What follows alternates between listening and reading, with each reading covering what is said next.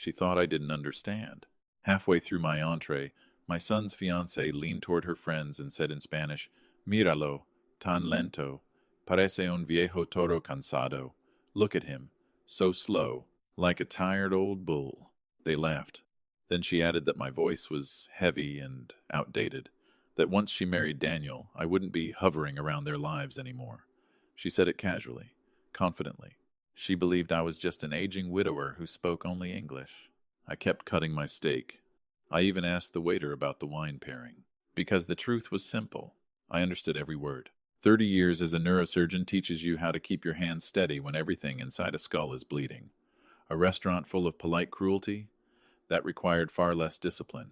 Waiting was harder, because before dessert arrived, before coats were gathered and the bill was signed, I stood up, faced her parents, and answered her.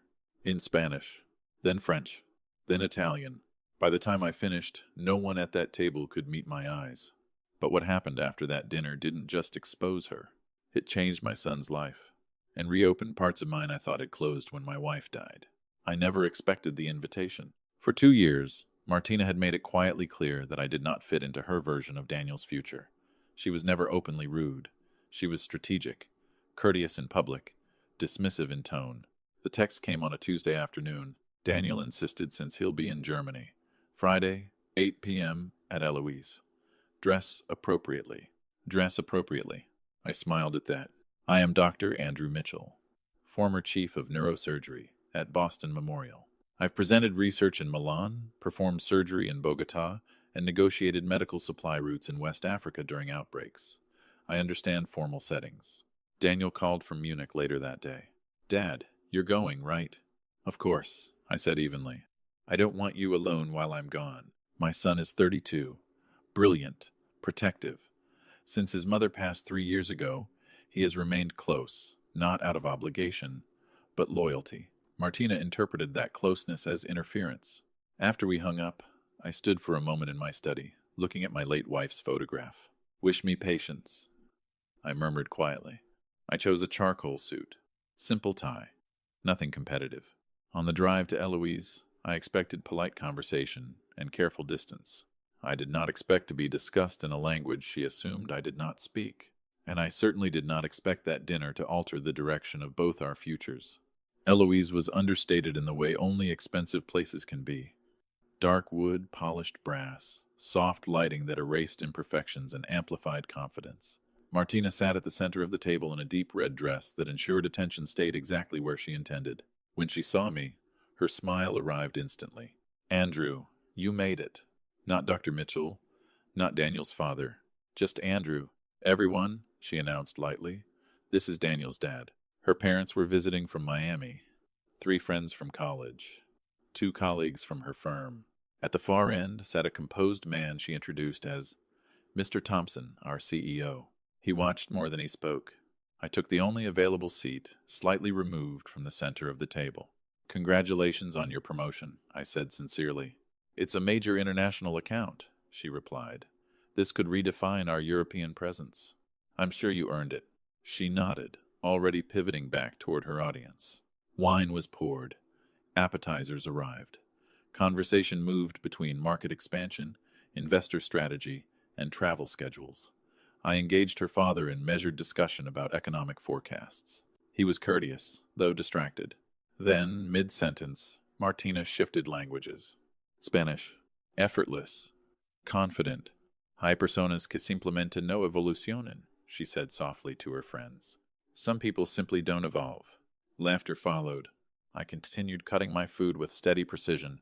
In surgery, you never react to the first sign of pressure. You observe. And you wait. Martina leaned in slightly, unaware the evening had already begun to change. Martina's tone sharpened as the wine flowed. Daniel insiste en que su padre venga a todo, she said, smiling toward her friends. Es dulce, pero agotador.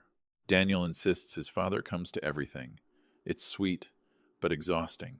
A few quiet laughs circled the table. I kept my posture relaxed, shoulders squared but unthreatening. Years in operating rooms teach you that authority does not require movement. Stillness is often more powerful. She glanced at me before continuing.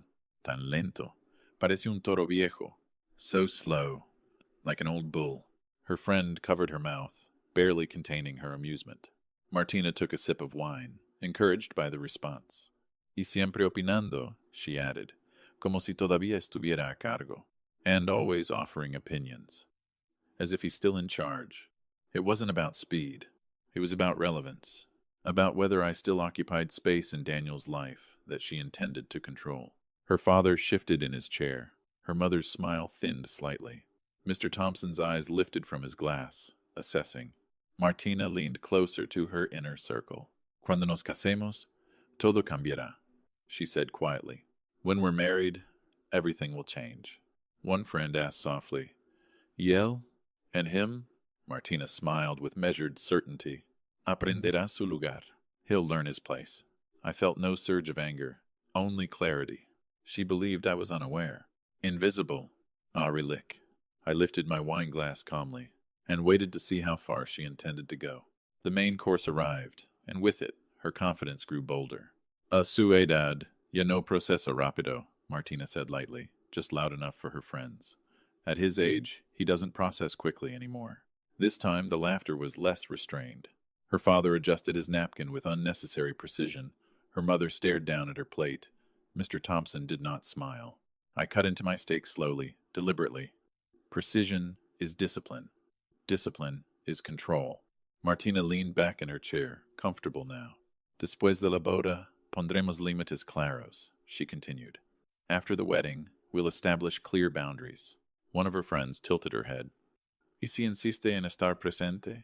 And if he insists on being present? Martina's smile was calm, rehearsed. Habrá soluciones prácticas. There will be practical solutions. The word practical lingered. Not emotional, not dramatic. Calculated. She lowered her voice slightly, but not enough to escape my hearing. No quiero un padre viudo influyendo en cada decisión.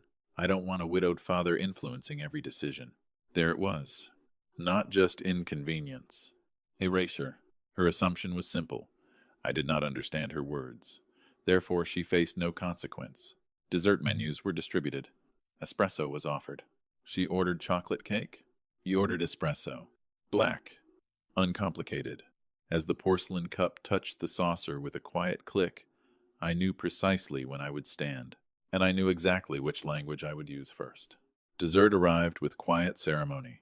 Martina's chocolate cake glistened beneath the candlelight, steam rising faintly as she broke the surface with her spoon. Confidence radiated from her now, relaxed, assured, unaware. En cuanto me case con Daniel, she said in Spanish, smiling toward her friends, voy a asegurarme de que su padre entienda que ya no decide nada.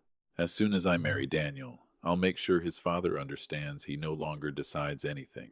One of her friends laughed softly. Un retiro tranquilo? A quiet retirement home? Martina didn't hesitate. Claro. Algo cómodo. Lejos. Of course. Something comfortable. Far away. The laughter this time was open. Her father's jaw tightened. Her mother lowered her eyes. Mr. Thompson set his fork down slowly and folded his hands. That was the moment. Not the comparison to an old bull. Not the remarks about my voice. But the casual relocation of me discussed like logistics. I took one final sip of espresso, letting the bitterness steady me. Then I placed the cup gently onto its saucer. The sound was soft, but the table went silent. I stood without haste. No raised voice, no visible irritation. Just the quiet scrape of my chair against polished wood. Conversation dissolved mid-sentence. Martina looked up, mildly annoyed at first, then uncertain. She had mistaken silence for ignorance. She had mistaken restraint for weakness. I folded my napkin neatly beside my plate, and I began, in flawless Spanish. Señora Pérez, Señor Pérez, gracias por la invitación esta noche. I began evenly. Thank you for the invitation this evening. Martina's spoon froze in midair. Her mother looked up slowly. Her father straightened in his chair. I continued in smooth, deliberate Spanish. Es interesante que me comparen con un toro viejo. En muchas culturas, el toro representa fuerza, resistencia y dignidad. It's interesting to be compared to an old bull. In many cultures, the bull represents strength, endurance, and dignity. A thin silence spread across the table. I shifted my gaze to Martina. Y en cuanto a mi supuesta lentitud, I transitioned seamlessly into French. L'expérience n'est pas lente. Elle est précise. Elle observe avant d'agir. Experience is not slow, it is precise. It observes before it acts. One of her colleagues shifted uncomfortably. Mr. Thompson leaned back slightly, studying me with unmistakable attention. Then I changed languages again, this time Italian. Il vero carattere di una persona si rivela quando pensa che nessuno la capisca. A person's true character is revealed when they believe no one understands them. I let the silence settle. Then I returned to English. My son will build his future carefully. I sincerely hope he builds it with someone who understands that respect is not optional, especially when you believe you are unobserved. No accusation, no insult, just clarity. I gave Martina a small, controlled nod. Congratulations again on your promotion. Then I picked up my coat, and I walked out, leaving the table in complete, unambiguous silence. The air outside Eloise was cold and clean.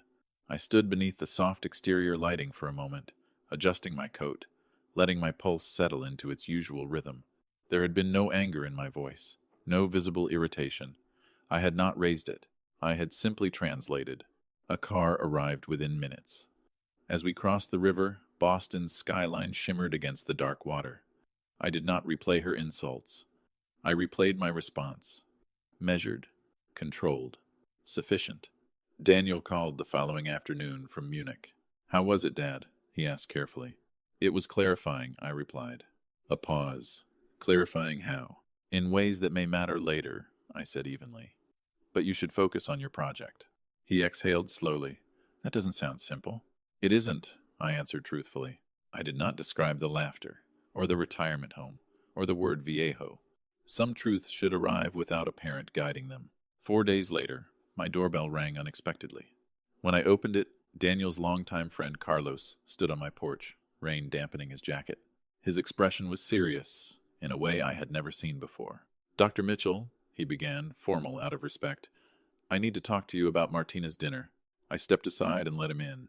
The silence from that table had not held. It had begun to move, and I knew, without being told, that it was moving toward my son. Carlos stood in my kitchen, hands wrapped tightly around the mug I had placed in front of him. He did not drink from it. "Dr. Mitchell," he began, choosing his words carefully. "I wasn't at the dinner, but Alex and Sophia were. They told me everything." I remained seated across from him, posture relaxed. "What did they tell you?" He exhaled. "That Martina mocked you in Spanish all night, that she called you slow, said you sounded outdated, joked about putting you somewhere comfortable once she married Daniel." The words carried no shock for me. I had already heard them. "And?" I prompted calmly. "And that you stood up and answered her in Spanish, then French, then Italian." His eyes held unmistakable admiration. "She's been calling everyone who was there," he continued, "asking them not to tell Daniel. She's afraid he'll find out." That did not surprise me. Control rarely ends when dinner does. "I'm seeing him Sunday," Carlos said firmly. "I can't lie to him. He deserves to know." I folded my hands loosely. "Then you should tell him." He studied me. "You're not going to ask me to keep quiet?"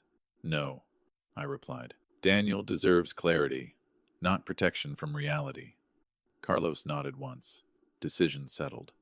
After he left, I stood alone in the quiet kitchen. The conversation I had chosen not to initiate was about to happen anyway, and this time I would not be able to guide its outcome. Daniel returned from Munich late Saturday night, exhausted but energized. I kept the evening simple, his favorite meal, minimal questions, space to rest. He mentioned meeting Carlos for basketball Sunday morning and then lunch with Martina. His tone was steady, but his eyes searched my face briefly. "The dinner wasn't bad, was it?" he asked. "It was instructive," I replied. "We'll speak when you're back." Sunday he left early. I remained at home, reviewing notes for a clinic meeting, though my concentration was thinner than usual. At 11:40 a.m., his car pulled into the driveway far earlier than planned. The front door closed with unusual firmness. "Dad," he called. I stepped into the hallway. His expression was controlled, but tension sharpened the edges. "Did she insult you in Spanish?" he asked directly. "Yes." "And you understood everything?" "Yes." He inhaled sharply. "She called you slow, said you were outdated, said she'd move you out of the picture once you were married." Hearing it from him felt different than hearing it at the table. That is accurate, I said evenly. He ran a hand through his hair, a gesture he had inherited from his mother. Why didn't you tell me? Because you were in Germany, and because some revelations must arrive unfiltered. Carlos told me, he said quietly. I nodded. The doorbell rang. Martina had arrived for lunch. Daniel's expression hardened, not with anger, but resolve. I need to handle this myself. And I believed him. I stepped out through the back door and into the yard, giving Daniel the space he requested. The late morning air carried a cool steadiness. I walked slowly along the stone path beside the fence, hands folded behind my back, listening only to the faint rustle of leaves. I did not strain to hear raised voices from inside. Whatever conversation was unfolding belonged to them. Nearly an hour passed before my phone vibrated. It's done. She's gone. When I re-entered the house, Daniel was seated in the living room, elbows resting on his knees, fingers loosely interlocked. His posture was composed, though fatigue lingered in his expression. I ended it, he said without preamble. I took a seat across from him. I see. She denied everything at first, he continued. Said people misunderstood. Then she said it was humor. When that didn't work, she accused you of humiliating her intentionally. I listened without interruption. She said our relationship is unhealthy, he added, that you manipulate me. And what do you believe? I asked evenly. He met my gaze without hesitation. I believe she showed me who she is. There was no anger in his tone, only clarity. I can't marry someone who mocks my father behind his back and then lies about it, he said quietly. The room fell silent again, but not heavily. Are you all right? I asked.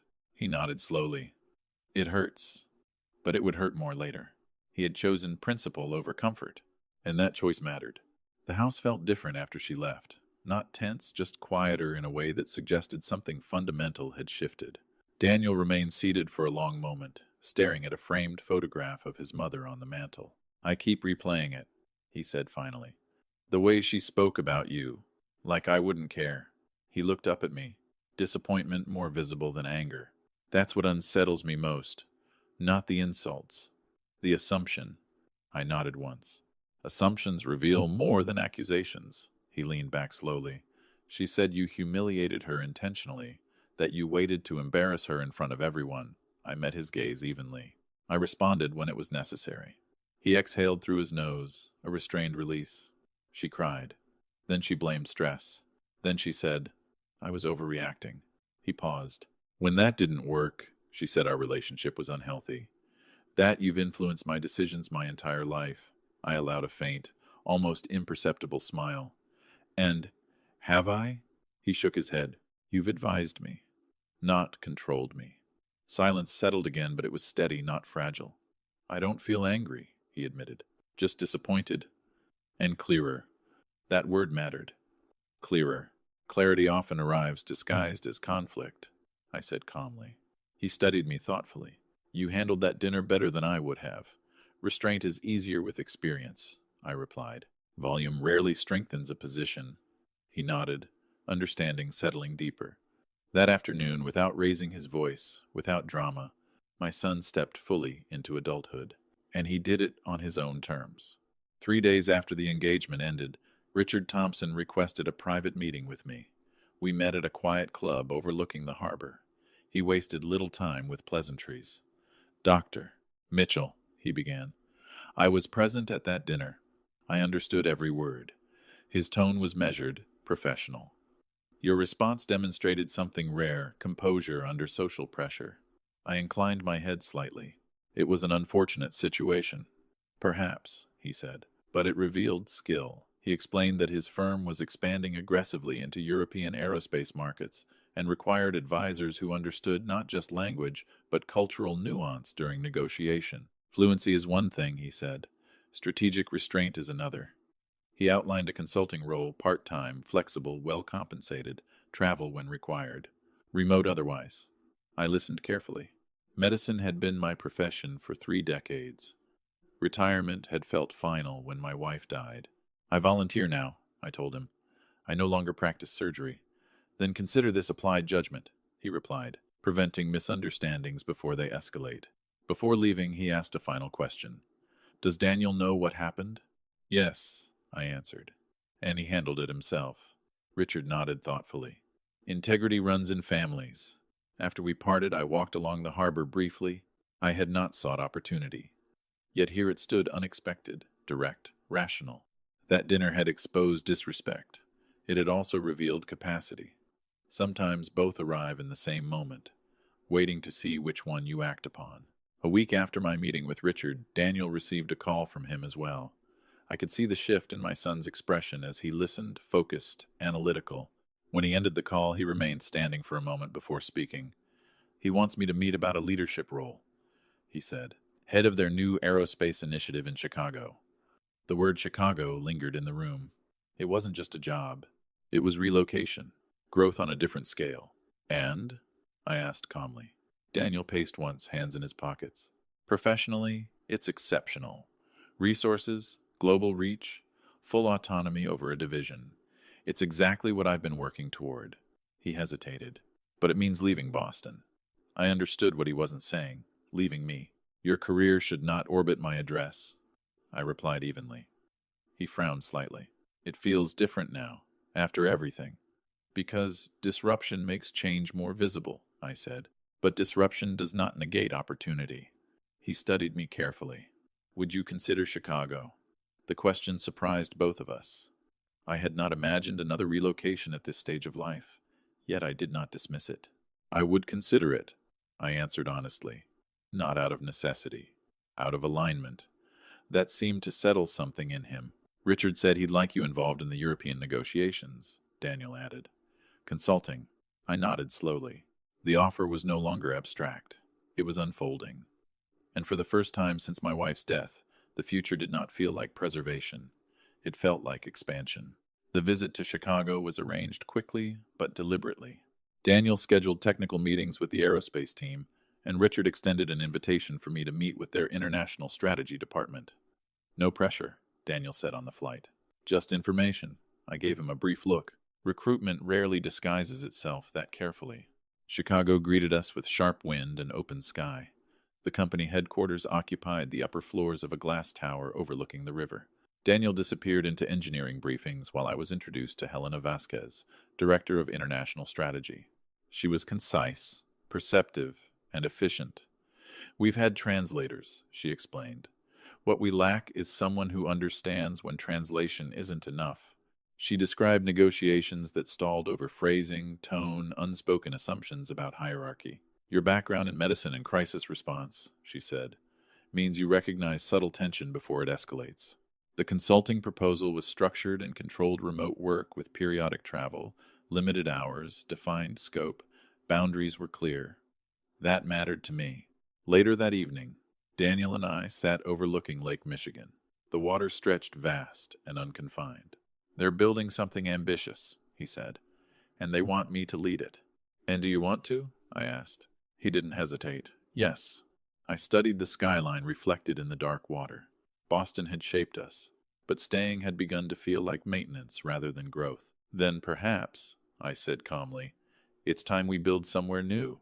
The decision was made without ceremony. Daniel accepted the Chicago position, negotiating a start date that allowed for a measured transition. I confirmed my willingness to serve as a strategic consultant on clearly defined terms. There were no emotional declarations, only structured steps forward. We contacted a real estate agent to list the house that had held 3 decades of our lives. Packing began the following weekend. Sorting through accumulated history required more discipline than either of us anticipated. My late wife's medical textbooks, framed conference photographs, letters from former residents, artifacts from field hospitals abroad, each object carried weight beyond its material form. "What about Mom's journals?" Daniel asked carefully. I ran a hand along the leather bindings. "Donate them to the university archive," I said. "They belong to history, not storage." Letting go felt less like erasure and more like acknowledgement. We were not abandoning the past. We were refusing to be anchored by it. Friends expressed surprise at our relocation. Some called it bold. Others called it sudden. It felt neither to me. It felt aligned. That dinner had not forced change, it had accelerated recognition. Daniel was stepping fully into leadership. I was rediscovering capacities I had set aside after my wife's death. On our final evening in Boston, we sat on the floor of an almost empty living room, eating takeout beneath dim lights. Daniel raised his glass. to unexpected fluency. I met it evenly. To deliberate evolution. This time, the words required no explanation. Chicago settled around us faster than I expected. Its rhythm was broader than Boston's, less restrained, but purposeful. Daniel immersed himself immediately in his new role, assembling a team, refining strategy, setting standards. Leadership suited him not loudly, but structurally. He listened more than he spoke, and when he did speak, people adjusted. I built my own routine with similar intention. 3 mornings each week, at a community clinic, serving immigrant families. Afternoons consulting with Helena's team, analyzing negotiation patterns, anticipating cultural friction before it surfaced publicly. The work demanded focus, not volume. One afternoon at the clinic, I explained a complex neurological diagnosis to an elderly Colombian man in Spanish, while his son listened anxiously beside him. When understanding replaced confusion in their expressions, I was reminded why language matters. Precision is not only surgical, it is relational. Helena later told me, "You identify the tension before it becomes visible." Years in surgery had trained me to detect subtle instability long before monitors signaled alarm. Daniel's European partnerships moved forward steadily. Spain and Italy became operational realities, not projections. His name began circulating within executive circles as someone dependable under pressure. We did not speak of Martina often. Not out of resentment, simply irrelevance. Distance clarifies without commentary. One evening, standing at my condominium window overlooking the river, I realized something quietly significant. Relocation had not diminished stability. It had repositioned it. The dinner in Boston had felt like confrontation. In retrospect, it was calibration. 6 weeks into our transition, Richard called with another request. "We're finalizing European investment agreements in Paris," he said. "Spain, France, Italy. I'd like both you and Daniel present." Daniel would present the aerospace framework. I would advise during negotiation segments where cultural nuance might determine tone. The invitation felt professional, nothing more, but the symbolism was not lost on me. We arrived separately. The meeting room overlooked a narrow Parisian street lined with pale stone buildings. As we entered, I recognized a familiar face. Claudia Perez Martina's mother stood beside the Spanish delegation. Recognition flickered briefly across her expression before professional composure resumed. "Dr. Mitchell," she greeted in Spanish, unexpected. "Life often is," I replied evenly. Daniel's presentation was precise, controlled, confident. He fielded technical questions without hesitation. Investors listened closely. During a scheduled break, Claudia approached me quietly. "I should have intervened that night," she said in Spanish. "My daughter was inappropriate." "Yes," I answered. Nothing further was required. She nodded once. Actions gather momentum. The afternoon concluded with preliminary agreements secured. Business moved forward, unburdened by personal history. Later, walking along the Seine, Daniel exhaled slowly. "Strange how everything connects," he said. "Connections are neutral," I replied. "Behavior determines direction." The dinner had not been destiny. It had been exposure. And exposure, when handled without escalation, simply reveals what was already there. Winter arrived in Chicago with sharp precision. Snow edged the sidewalks and softened the city's steel outlines. Daniel's division secured its first full European manufacturing agreement, ironically involving Spanish firms connected indirectly to Claudia's network. The partnership remained entirely professional. Daniel approached it without hesitation or resentment. Structure replaced emotion. My consulting role expanded gradually. Helena began including me in early-stage strategic planning rather than post-conflict resolution. "You see fault lines before they fracture," she said during one review. "Years in surgery teach you to anticipate instability rather than react to it." At the clinic, referrals increased among Spanish-speaking families who preferred direct explanation over intermediaries. Language removed fear faster than medication sometimes could. Richard invited us to the company's holiday gala at the Art Institute. Beneath vaulted ceilings and carefully arranged lighting, I was introduced to Dr. Marcus Rivera, chief of neurosurgery at Northwestern Memorial. He spoke with quiet authority. "Your published work on minimally invasive cranial access influenced our protocols years ago," he said. I had not expected recognition from that chapter of my life. "We're expanding our international fellowship program," he continued. "We need someone who understands both surgical discipline and cross-cultural communication." The advisory position he described was structured, part-time, defined. It did not require returning to the operating room, but it required presence. Later that evening, Daniel observed, "You don't miss surgery, you miss mentorship." He was correct. Retirement, I was beginning to understand, is not withdrawal. It is reallocation of capacity. The neurosurgical fellowship advisory role evolved quickly. 2 days each week, I reviewed complex cases with international fellows from Spain, France, and Latin America. Discussions moved fluidly between English, Spanish, and French, not as display, but as utility. Technical precision improved when nuance was preserved. One afternoon after a session, Dr. Rivera joined me in the faculty lounge. "Your presence changes the atmosphere," he said plainly. "Fellows ask better questions when they feel fully understood." It was not flattery. It was assessment. He then extended an invitation dinner before the hospital's international program gala, not as a colleague only, but personally. The request was measured, respectful. I considered it carefully before accepting. Life does not end when one chapter closes. It recalibrates. That evening, Daniel joined me for our weekly dinner. I informed him of the invitation without embellishment. His reaction was immediate. "You should go." There was no hesitation in his voice. Only encouragement. "Your mother would want that," he added quietly. He was correct. The following weeks were filled with routine responsibilities, clinic hours, consulting calls, strategic briefings. But beneath the structure ran a steady recognition. We were no longer recovering from disruption. We were operating from expansion. Occasionally, I wondered whether Martina understood the chain reaction her assumptions had triggered. It did not matter. Consequences do not require acknowledgement to function. They simply proceed. And so did we. 1 year to the day after that dinner at Eloise, I stood in a lecture hall at Northwestern Memorial, addressing a room of neurosurgical fellows from 6 different countries. The topic was cross-cultural precision in high-risk medicine. Not language as ornament, but language as responsibility. When patients feel understood, I told them, trust accelerates outcomes. Technical skill alone is not enough. Afterward, as the fellows dispersed, I remained for a moment at the podium. A year earlier, I had been seated at a restaurant table, listening to myself described as obsolete. Now, I was advising surgeons, consulting on international aerospace negotiations, and considering dinner with a respected colleague who valued conversation rather than control. That evening, Daniel and I met for our weekly dinner. He had just secured final signatures on the European partnership he had presented in Paris months earlier. "It's official," he said, composed but satisfied. "Full launch next quarter." We raised our glasses not dramatically, simply deliberately. Strange, he reflected, how that night changed everything. "It didn't change everything," I corrected gently. "It clarified everything." He nodded.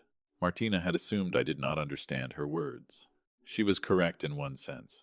I did not understand her insecurity, but I understood her language. And more importantly, I understood myself. Disrespect, when met without retaliation, reveals its own weakness.